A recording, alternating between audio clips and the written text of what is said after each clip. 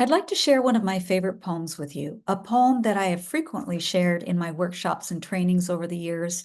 It's titled If You Knew by Ellen Bass. What if you knew you'd be the last to touch someone?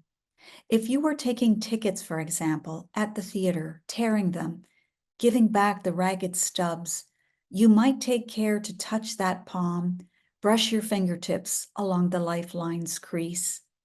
When a man pulls his wheeled suitcase too slowly through the airport, when the car in front of me doesn't signal, when the clerk at the pharmacy won't say thank you, I don't remember.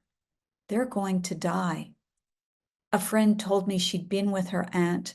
They just had lunch, and the waiter, a young gay man with plum black eyes, joked as he served the coffee, kissed her aunt's powdered cheek when they left.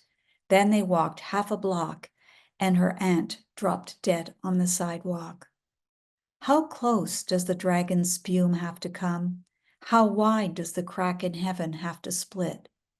What would people look like if we could see them as they are, soaked in honey, stung and swollen, reckless, pinned against time? Oof.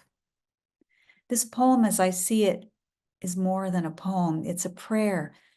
It's a prayer that is anchored to the realities of being mortal, which in our time can be so easy to forget in the rush of daily life and distractions. I like to bring poems like this into my nonviolent communication trainings because they can so immediately help us to remember that our time here is actually quite brief and the stakes are high.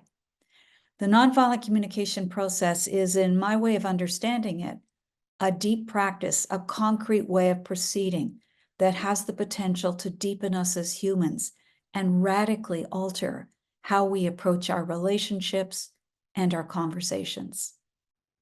I invite you to consider the following. If we could, as the poet says, more consistently see people as they really are, soaked in honey, stung and swollen, reckless, pinned against time, what would that do to us and to how we engage with each other in the world at large? How might we listen and speak differently? And what gets in the way of us being able to see how we really are? We'll explore these very questions as we also learn practical steps to increase our capacity to relate more humanely and more skillfully in my upcoming course, Finding Connection in a Fragmented World. I hope you'll join me.